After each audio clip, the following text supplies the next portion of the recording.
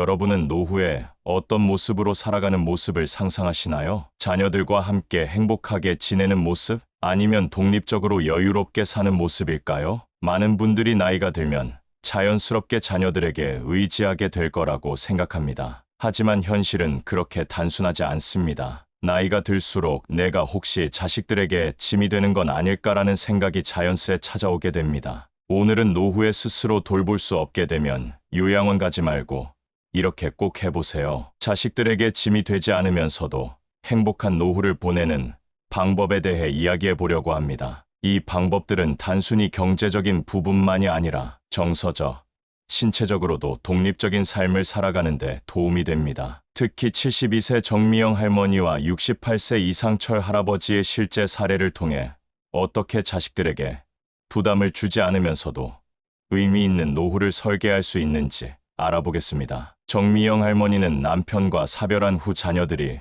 어머니, 우리 집에서 함께 살아요 라고 권유했지만 그것이 최선의 선택이 아니라는 것을 깨달았습니다. 이상철 할아버지는 은퇴 후 자식들에게 경제적으로 의존하지 않기 위해 스스로 준비한 방법들이 있었습니다. 두 분 모두 자식들에게 짐이 되지 않으면서도 존엄성을 유지하는 노후 생활의 비결을 찾아냈습니다. 본격적인 이야기에 들어가기 전 구독과 좋아요 버튼을 눌러주시면 다음 영상 제작에 큰 힘이 됩니다. 구독과 좋아요는 무료입니다. 정미영 할머니의 이야기부터 들려드리겠습니다. 정미영 할머니는 5년 전 남편과 사별하고 혼자 남겨졌습니다. 40년 넘게 함께한 배우자를 잃은 슬픔도 크셨지만 더 큰 걱정은 앞으로 혼자서 어떻게 살아가야 할지에 대한 막연한 두려움이었습니다. 처음에는 정말 막막했어요. 통장 관리부터 집안 고치는 일까지 전부 남편 몫이었죠. 갑자기 그 모든 것을 혼자 해야 한다고 생각하니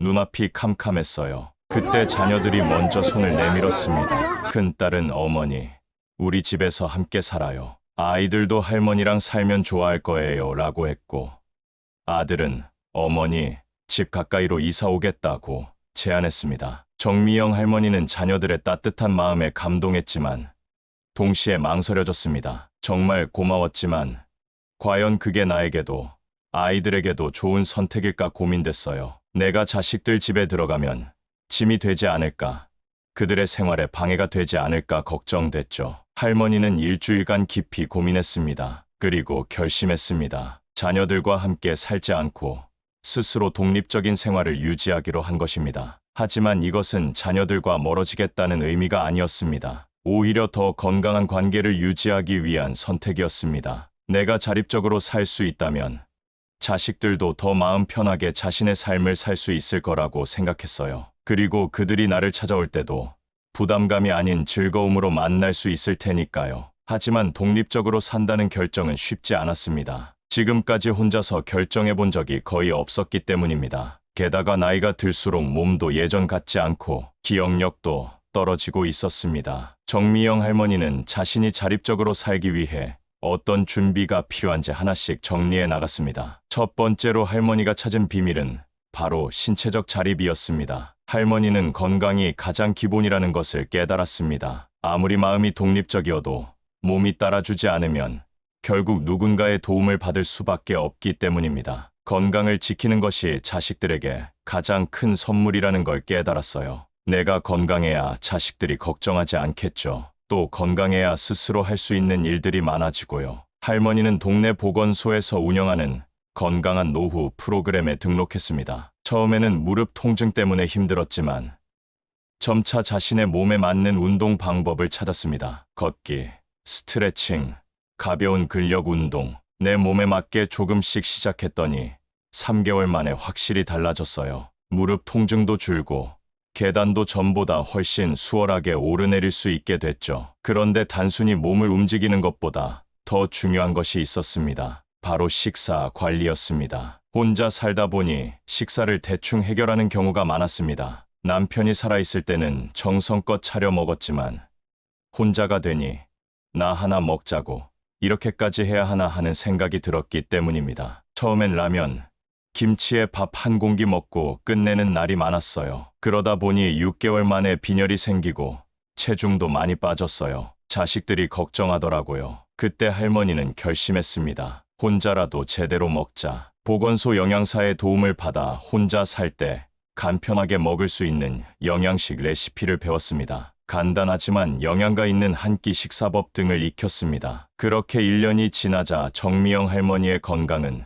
눈에 띄게 좋아졌습니다. 기초 체력이 향상되어 일상생활이 훨씬 편해졌고 적절한 식사 관리로 빈혈도 사라졌습니다. 무엇보다 몸이 좋아지니 마음도 한결 가벼워졌습니다. 두 번째 방법은 경제적 자립이었습니다. 정미영 할머니는 남편이 남긴 연금과 약간의 저축이 있었지만 이것만으로는 앞으로의 삶을 유지하기 어렵다고 판단했습니다. 특히 의료비와 같은 예상치 못한 지출이 생기면 자녀들에게 손을 벌릴 수밖에 없을 것 같았습니다. 경제적으로 독립하는 것은 쉽지 않을 것 같았어요. 내 나이에 무슨 일을 할 수 있을까 싶었거든요. 하지만 찾아보니 내가 할 수 있는 일들이 있더라고요. 처음에 할머니는 동네 초등학교에서 하는 할머니 품앗이 프로그램에 지원했습니다. 이것은 학교에서 방과 후에 아이들을 돌봐주는 일로 일주일에 3번, 2시간씩 활동하는 것이었습니다. 비록 큰 수입은 아니었지만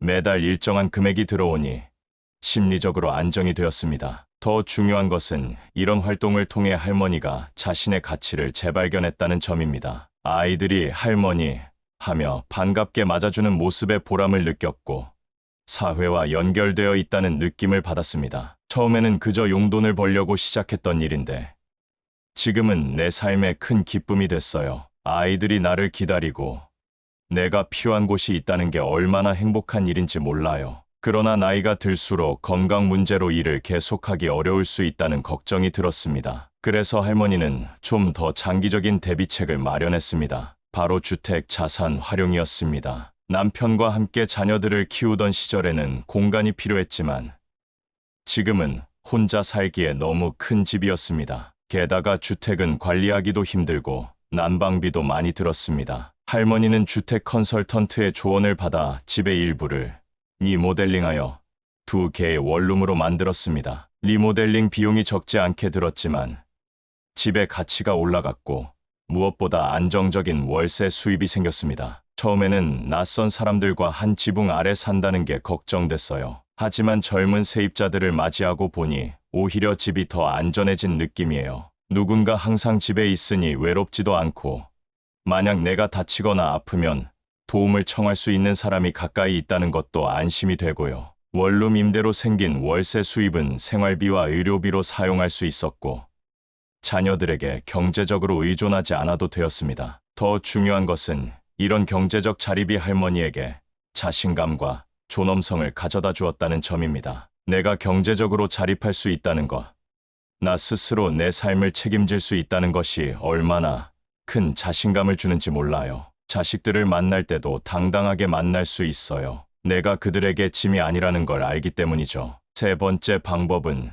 정서적 자립이었습니다. 정미영 할머니는 남편과 사별 후 가장 힘들었던 것이 외로움이었다고 합니다. 40년 넘게 함께한 사람이 갑자기 사라지니 그 빈자리가 너무 크게 느껴졌습니다. 처음에는 자식들이 자주 찾아와 주길 바랐어요. 전화라도 매일 오면 좋겠다 싶었죠. 하지만 점점 그런 기대가 자식들에게 부담을 주고 있다는 걸 깨달았어요. 그들도 각자의 삶이 있으니까요. 할머니가 정서적 자립에서 가장 중요하게 여긴 것은 감정 정리였습니다. 남편에 대한 그리움, 자녀들에 대한 기대와 실망, 미래에 대한 두려움 등 다양한 감정들을 정리하는 시간이 필요했기 때문입니다. 노트에 매일 내 감정을 솔직하게 적었어요. 오늘은 무엇 때문에 행복했고 무엇 때문에 슬펐는지 그런 식으로 적다 보니 내 감정을 더 잘 이해하게 됐고 감정에 휘둘리지 않게 됐어요. 할머니는 자녀들과의 관계도 새롭게 정립했습니다. 전에는 자녀들이 찾아오거나 전화하지 않으면 서운함을 느꼈지만 이제는 오히려 자신이 먼저 자녀들에게 연락했습니다. 이제는 내가 먼저 아이들에게 안부 전화를 해요. 잘 지내니? 바쁘지? 하고요. 그리고 정말 중요한 일이 아니면 아이들의 시간을 빼앗지 않으려고 해요. 대신 정기적으로 한 달에 한 번은 함께 식사하는 시간을 갖기로 약속했습니다. 자녀들도 할머니의 변화를 느끼고 오히려 더 자주 찾아오게 되었습니다. 전과 달리 할머니가 건강하고 활기차게 지내는 모습을 보니 자녀들도 안심이 되었고 함께 있는 시간이 더 즐거워졌기 때문입니다. 네 번째 방법은 사회적 자립이었습니다. 할머니는 사람은 사회적 동물이라는 것을 깨달았습니다. 아무리 경제적으로 독립적이라도 건강하게 살아도 사회와 단절된 채 혼자 살아가는 것은 쉽지 않다는 것을 알게 됐습니다. 내가 몸이 아프거나 도움이 필요할 때 자식들에게만 의지할 수는 없더라고요. 그들도 자신의 삶이 있으니까요. 그래서 이웃들과 좋은 관계를 맺고 지역사회에 참여하는 것이 정말 중요하다는 걸 알게 됐어요. 할머니는 동네 복지관에서 운영하는 봉사 모임에 참여했습니다. 일주일에 한 번 지역의 독거노인들을 방문해 말동무도 되어 드리고 간단한 집안일도 도와드리는 활동이었습니다. 그리고 봉사를 통해 새로운 친구들도 사귀게 되었고요. 이런 사회적 관계망은 할머니에게 안전망이 되었습니다. 언제든 도움이 필요할 때 연락할 수 있는 사람들이 생겼고 정기적으로 안부를 확인해주는 이웃들이 생겼기 때문입니다. 작년에 화장실에서 넘어져서 다리를 다쳤을 때 봉사 모임에서 함께 활동하던 친구가 제일 먼저 발견했어요. 그날이 봉사 모임 날이었는데 내가 나타나지 않으니 걱정되어 집에 찾아왔던 거죠. 덕분에 신속하게 병원에 갈 수 있었어요. 정미영 할머니는 신체적 자립, 경제적 자립, 정서적 자립, 사회적 자립을 통해 자식들에게 짐이 되지 않으면서도 행복한 노후 생활을 꾸려나가고 있었습니다. 하지만 그녀가 발견한 가장 중요한 방법은 다섯 번째였습니다. 바로 자기 성장의 즐거움이었습니다. 나이 들었다고 더 이상 새로운 것을 배우거나 시도할 수 없다는 생각은 큰 오해예요. 오히려 지금이야말로 젊었을 때 해보고 싶었지만 못했던 것들을 시도해볼 수 있는 완벽한 시간이죠. 정미영 할머니는 68세에 처음으로 그림 그리기를 시작했습니다. 젊었을 때부터 미술에 관심이 있었지만 바쁜 삶 속에서 늘 뒷전으로 미뤄두었던 취미였습니다. 아이들을 키우고 가정을 꾸리고 일상에 쫓기다 보니 자신만의 시간을 갖기 어려웠기 때문입니다. 처음에는 이 나이에 그림을 배우기 시작한다고 하는 생각이 들었어요. 손도 떨리고 눈도 예전 같지 않은데 잘할 수 있을까 걱정됐죠. 하지만 용기를 내서 동네 문화센터의 수채화 강좌에 등록했어요. 예상과 달리 할머니는 그림 그리기에 소질이 있었습니다. 물론 처음에는 서툴렀지만 꾸준히 연습하면서 점점 실력이 늘었습니다. 1년 후에는 지역 시니어 아트 페스티벌에 자신의 작품을 출품할 정도가 되었습니다. 누군가에게 인정받기 위해 그림을 그리는 것은 아니지만 내 작품이 전시된 것을 보는 순간 너무 뿌듯했어요. 내가 이런 것도 할 수 있구나 하는 자신감이 생기더라고요. 그림 그리기는 단순한 취미 활동을 넘어 할머니에게 새로운 세계를 열어주었습니다. 지역 미술동호회에 가입하면서 비슷한 관심사를 가진 다양한 연령대의 사람들을 만나게 되었고 함께 전시회를 관람하거나 야외에서 스케치를 하는 등 활동 범위도 넓어졌습니다. 그림을 통해 세상을 다르게 보게 되었어요. 예전에는 그냥 지나쳤던 풍경이나 사물들의 아름다움을 발견하게 되었죠. 눈앞에 펼쳐지는 모든 것이 그림의 소재가 될 수 있다는 걸 알게 되니 일상이 더 풍요로워졌어요. 하지만 정미영 할머니의 자기 성장은 그림에만 머물지 않았습니다. 그녀는 73세에 태블릿 PC를 구매해 디지털 드로잉도 배우기 시작했습니다. 처음에는 기술적인 부분이 어려웠지만 미술 동호회의 젊은 회원들이 기꺼이 도움을 주었습니다. 젊은 친구들에게 배우는 것이 부끄럽지 않아요. 오히려 그들의 관점과 지식을 배울 수 있어서 감사하죠. 그들도 제가 수채화 기법을 알려주니 서로 좋아요. 이렇게 새로운 것을 배우고 성장하는 과정은 할머니에게 큰 즐거움을 주었습니다. 뇌가 활성화되고 창의적인 에너지가 넘치면서 우울함이나 외로움도 자연스럽게 줄어들었습니다. 공부하고 연습하다 보면 시간이 어떻게 가는지 몰라요. 몰입의 즐거움이라는 게 이런 걸까 싶어요. 아무것도 안 하고 TV만 보던 때보다 훨씬 더 행복하고 활기차져요. 할머니의 변화는 가족들도 알아차렸습니다. 자녀들은 새로운 취미에 열정을 보이는 어머니의 모습에 감탄했고 손주들은 그림 잘 그리는 할머니를 자랑스러워했습니다. 손주들이 내 그림을 학교에 가져가서 보여줬다고 하더라고요. 우리 할머니는 화가라고요. 얼마나 뿌듯했는지 몰라요. 정미영 할머니는 그림 이외에도 다양한 분야에 도전했습니다. 요리 클래스에 참여해 세계 각국의 요리법을 배웠고 스마트폰 앱을 통해 영어 단어도 조금씩 외우기 시작했습니다. 비록 천천히 배우지만 새로운 것을 알아가는 과정 자체가 즐거웠습니다. 젊었을 땐 결과에 집중했던 것 같아요. 빨리 더 잘 해내야 한다는 부담감이 컸죠. 하지만 지금은 과정을 즐기는 법을 알게 됐어요. 실수해도 괜찮고 천천히 가도 괜찮아요. 내 페이스대로 즐기면서 배우니 오히려 더 많은 것을 얻게 되는 것 같아요. 자기 성장을 통해 정미영 할머니는 자신감과 자존감도 회복했습니다. 나이가 들면서 자신의 가치가 줄어든다고 느끼는 많은 노인들과 달리 그녀는 계속해서 새로운 기술과 지식을 습득하며 자신의 가치를 높여갔습니다. 요즘 젊은 사람들은 평생 학습이라는 말을 많이 쓴다더라고요. 저는 그 말이 정말 맞다고 생각해요. 배움에는 나이 제한이 없어요. 오히려 나이 들수록 더 깊이 이해하고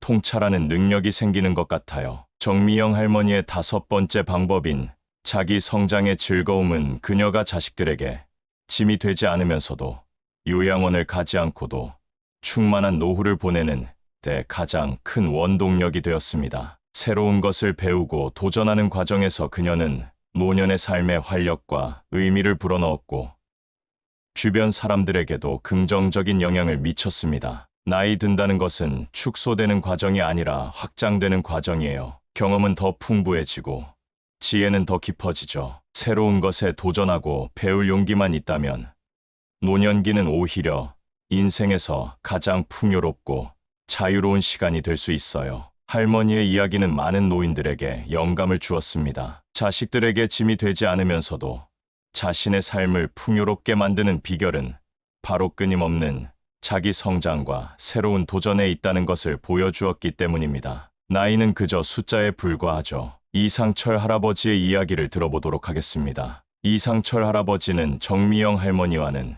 조금 다른 상황에서 자신만의 노후 생활을 준비했습니다. 할아버지는 3년 전 40년간 근무했던 회사에서 은퇴했습니다. 아내와 함께 건강하게 지내고 있었지만 은퇴 후 수입이 줄어들면서 경제적 부담을 느끼기 시작했습니다. 퇴직금과 연금이 있었지만 생각보다 지출이 많더라고요. 특히 두 아이의 대학 등록금과 결혼 비용까지 지원하다 보니 노후 준비가 충분치 않았죠. 이상철 할아버지는 아들과 딸이 있었는데 두 자녀 모두 결혼해서 각자의 가정을 꾸리고 있었습니다. 두 자녀 모두 나름대로 경제적으로 안정된 생활을 하고 있었지만 할아버지는 자녀들에게 경제적 도움을 청하고 싶지 않았습니다. 아이들도 이제 막 자리를 잡아가는 중이에요. 집 대출도 있고 손주들 키우느라 지출도 많을 텐데 내가 손 벌릴 수는 없잖아요. 부모가 자식에게 도움을 주는 건 괜찮지만 거꾸로는 정말 마지막 수단이 되어야 한다고 생각했어요. 이상철 할아버지는 자식들에게 짐이 되지 않기 위해 스스로 해결책을 찾기 시작했습니다. 그가 찾은 첫 번째 방법은 기술적 자립이었습니다. 은퇴하고 보니 세상이 너무 빨리 변해 있더라고요. 스마트폰으로 모든 것을 해결하는 세상이 되었는데 나는 그런 기술을 잘 다루지 못했어요. 은행 업무도, 쇼핑도, 병원 예약도 모두 스마트폰으로 하게 됐는데 그때마다 아이들에게 전화해서 물어봐야 했죠. 할아버지는 이런 상황이 지속되면 점점 더 자녀들에게 의존하게 될 것이라고 생각했습니다. 그래서 지역 복지관에서 운영하는 디지털 시니어 교육 프로그램에 등록했습니다. 처음에는 너무 어려웠어요. 글씨도 작고 용어도 생소하고 하지만 포기하지 않고 계속 배웠죠. 강사 선생님께 같은 질문을 10번도 넘게 했을 거예요. 3개월간의 교육을 통해 할아버지는 스마트폰으로 기본적인 인터넷 뱅킹, 온라인 쇼핑, 동영상 시청, 지도 앱 사용법 등을 배웠습니다. 이것은 단순히 기술을 익히는 것 이상의 의미가 있었습니다. 내가 직접 할 수 있다는 자신감이 생겼어요. 자식들에게 물어보지 않고도 스스로 해결할 수 있다는 게 얼마나 뿌듯한지 몰라요. 아이들도 이제 아버지, 직접 하셨어요? 하며 놀라워해요. 이상철 할아버지의 두 번째 방법은 평생 학습이었습니다. 할아버지는 은퇴 후 자신만의 전문성을 유지하고 발전시키는 것이 중요하다고 생각했습니다. 일할 때는 항상 새로운 것을 배워야 했어요. 하지만 은퇴하면 그런 자극이 없어져요. 그래서 의도적으로 배움을 이어가야 했죠. 할아버지는 평생 건설 관련 일을 했기 때문에 건축에 대한 지식이 풍부했습니다. 그래서 그는 이 경험을 살려 노년의 주거 환경 개선에 관심을 갖기 시작했습니다. 온라인 강의와 도서관에서 관련 책을 찾아 공부했고, 실제로 자신의 집을 노년 생활에 맞게 조금씩 수정했습니다. 계단에 미끄럼 방지 테이프를 붙이고, 욕실에 안전 손잡이를 설치하고, 조명을 더 밝게 바꾸는 등의 작업을 했어요. 그리고 이런 경험을 바탕으로 동네 노인들의 집도 조금씩 도와주기 시작했죠. 처음에는 가까운 이웃 한두 집을 도와주는 것으로 시작했지만, 입소문이 나면서 점점 더 많은 노인들이 할아버지에게 도움을 요청했습니다. 그리고 이것은 자연스럽게 할아버지의 새로운 수입원이 되었습니다. 큰 돈을 받는 건 아니에요. 재료비와 약간의 수고비 정도. 하지만 내 전문성으로 누군가를 돕고 그것이 작게나마 수입이 된다는 건 정말 보람찬 일이에요. 이렇게 할아버지는 자신의 경험과 지식을 계속 발전시켜 나감으로써 자립적인 생활을 유지할 수 있었습니다. 무엇보다 새로운 것을 배우는 과정에서 정신적으로도 활력을 유지할 수 있었습니다. 머리를 계속 써야 치매도 예방할 수 있대요. 새로운 것을 배울 때마다 제 뇌가 젊어지는 기분이 들어요. 할아버지의 세 번째 방법은 자산 관리였습니다. 많은 노인들이 자신의 재산을 관리하는데 어려움을 겪고 결국 자녀들에게 의존하게 됩니다. 하지만 이상철 할아버지는 다른 방법을 찾았습니다. 젊었을 때는 돈 관리에 크게 신경 쓰지 않았어요. 버는 대로 쓰고 남는 건 아내가 알아서 저축했죠. 하지만 은퇴하고 나서 더 체계적으로 관리해야겠다고 생각했어요. 할아버지는 먼저 자신의 모든 자산과 부채를 정확히 파악했습니다. 그리고 월 수입과 지출을 엑셀 프로그램에 정리했습니다. 이 과정에서 할아버지는 자신이 생각했던 것보다 지출이 많다는 것을 알게 되었습니다. 생각보다 불필요한 지출이 많더라고요. 안 쓰는 케이블 TV 채널 구독료, 거의 이용하지 않는 헬스장 회비, 습관적으로 사 마시는 커피 값, 이런 것들을 하나씩 줄이니 한 달에 40만 원 정도가 절약됐어요. 하지만 지출을 줄이는 것만으로는 충분하지 않았습니다. 할아버지는 자신의 주택을 활용하는 방법도 찾았습니다. 우리 집 1층에 창고로 쓰던 공간이 있었어요. 그곳을 정리해서 작은 원룸으로 리모델링했죠. 은퇴하면서 받은 퇴직금 일부를 투자한 거예요. 할아버지는 이 원룸을 월세로 내놓았고 매달 안정적인 수입을 얻게 되었습니다. 또한 자녀들에게 미리 상속 계획도 세워두었습니다. 언젠가는 내가 모든 재산을 관리할 수 없을 때가 올 거예요. 그때를 대비해서 미리 상속 계획을 세워두고 자녀들에게도 알려두었죠. 이렇게 하면 나중에 자녀들 사이에 갈등이 생기지 않을 테니까요. 할아버지의 네 번째 방법은 관계의 재정립이었습니다. 은퇴 후의 부부 관계, 자녀와의 관계, 친구 관계 등 모든 인간관계가 변화하게 됩니다. 이 변화를 잘 관리하는 것이 건강한 노후 생활의 핵심이었습니다. 은퇴하고 나서 가장 큰 변화는 아내와 함께 보내는 시간이 크게 늘었다는 거예요. 젊었을 때는 일 때문에 아침 일찍 나가서 밤늦게 들어왔으니 사실상 주말에만 얼굴을 제대로 봤던 셈이죠. 그런데 갑자기 하루 종일 함께 있으니 처음에는 어색하더라고요. 이상철 할아버지는 아내와의 관계도 새롭게 정립해야 했습니다. 각자의 공간과 시간을 존중하면서도 함께하는 시간을 의미 있게 보내는 방법을 찾아야 했습니다. 아내와 함께 할 수 있는 취미를 찾기로 했어요. 등산을 시작했죠. 일주일에 2번. 가까운 산을 함께 오르내리면서 이야기도 나누고 운동도 하고 정말 좋더라고요. 서로에 대해 새롭게 알게 되는 것도 많았어요. 자녀들과의 관계도 달라졌습니다. 이제는 부모와 자녀가 아닌 어른과 어른으로서의 관계를 맺어야 했습니다. 아이들이 어렸을 때는 내가 항상 조언하고 가르치는 입장이었죠. 하지만 이제 그들도 다 커서 자신의 가정을 꾸리고 있어요. 내가 계속 간섭하면 부담스러울 수밖에 없어요. 그래서 의식적으로 거리를 두고 그들이 요청할 때만 조언하려고 노력했죠. 대신 할아버지는 손주들과 더 많은 시간을 보내기 시작했습니다. 일주일에 한 번 손주들을 돌봐주며 자녀들에게 잠시 쉴 수 있는 시간을 제공했습니다. 손주들과 함께 있으면 정말 행복해요. 그들에게 내 경험과 지혜를 나눠줄 수 있고 동시에 그들에게서 새로운 에너지를 얻기도 하죠. 무엇보다 내가 손주들을 돌봐줌으로써 자녀들이 부부만의 시간을 가질 수 있어 좋아해요. 친구 관계 역시 중요했습니다. 은퇴 후 사회적 관계가 줄어들면서 많은 노인들이 외로움을 느끼게 됩니다. 이상철 할아버지는 이 문제를 해결하기 위해 의도적으로 새로운 모임에 참여했습니다. 동네 노인정에 나가기 시작했어요. 처음에는 그저 시간을 보내기 위해서였는데 점점 좋은 친구들이 생기더라고요. 특히 같은 취미를 가진 분들과는 더 자주 만나게 됐죠. 지금은 일주일에 3번 정도 바둑 모임에 참여하고 있어요. 이러한 다양한 관계 속에서 할아버지는 자신의 존재 가치를 재확인할 수 있었습니다. 누군가의 배우자, 부모, 친구, 할아버지로서 여전히 소중한 사람이라는 것을 느낄 수 있었습니다. 이상철 할아버지의 5번째 방법은 목적의식 유지였습니다. 많은 노인들이 은퇴 후 내가 무엇을 위해 살아야 하는가라는 질문에 고민합니다. 일이 주는 목적과 의미가 사라지면서 삶의 방향성을 잃기 쉽기 때문입니다. 회사를 다닐 때는 매일 아침 일어나면 그날의 할 일이 명확했어요. 하지만 은퇴하고 나니 오늘은 뭘 해야 하지 하는 생각이 들더라고요. 이런 상태가 지속되면 우울해질 것 같았어요. 할아버지는 새로운 목적을 찾기 위해 자원봉사 활동을 시작했습니다. 주 2회 지역 아동센터에서 아이들에게 목공 수업을 가르치는 일이었습니다. 아이들에게 나무로 작은 의자나 연필꽂이 같은 것을 만드는 법을 가르쳐요. 내가 평생 해온 일의 일부를 다음 세대에게 전달한다는 게 정말 뿌듯해요. 아이들이 뭔가를 완성했을 때 보이는 그 기쁜 표정을 보면 하루 종일 기분이 좋아지죠. 이 활동은 할아버지에게 새로운 목적을 부여했습니다. 매주 수업 준비를 하고 아이들의 진도를 확인하고 새로운 프로젝트를 계획하는 등 의미 있는 일들로 시간을 채울 수 있었습니다. 아이들에게 무언가를 가르치면서 오히려 내가 더 많은 것을 배우는 것 같아요. 인내심, 소통하는 법,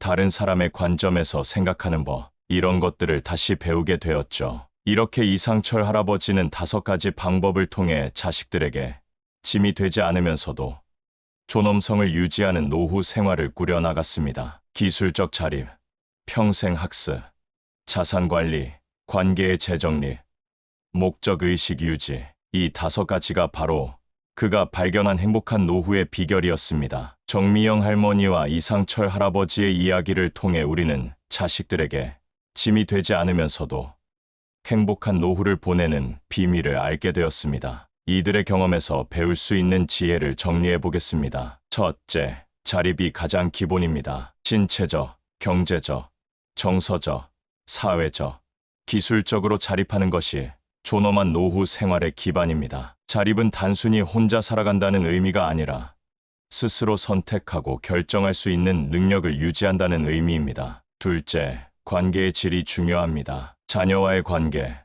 부부 관계, 친구 관계 등 다양한 관계를 새롭게 정립하고 의미 있게 발전시켜 나가는 것이 행복한 노후의 핵심입니다. 이때 상호 존중과 적절한 거리 두기가 건강한 관계를 만드는 비결입니다. 셋째, 지속적인 학습이 필요합니다. 새로운 기술을 배우고 자신의 전문성을 발전시키고 새로운 취미를 익히는 등 계속해서 배움의 자세를 유지하는 것이 활기찬 노후 생활의 원동력입니다. 넷째, 목적의식을 가져야 합니다. 은퇴 후에도 삶의 목적과 의미를 찾아 매일을 의미 있게 보내는 것이 중요합니다. 자원봉사, 취미활동, 손주 돌보기 등 자신만의 의미 있는 일을 찾아보세요. 다섯째, 자산의 현명한 활용이 필수적입니다. 자신의 집, 저축, 연금 등을 효율적으로 관리하고 활용하는 것이 경제적 자립의 열쇠입니다. 이를 위해 재정 상태를 정확히 파악하고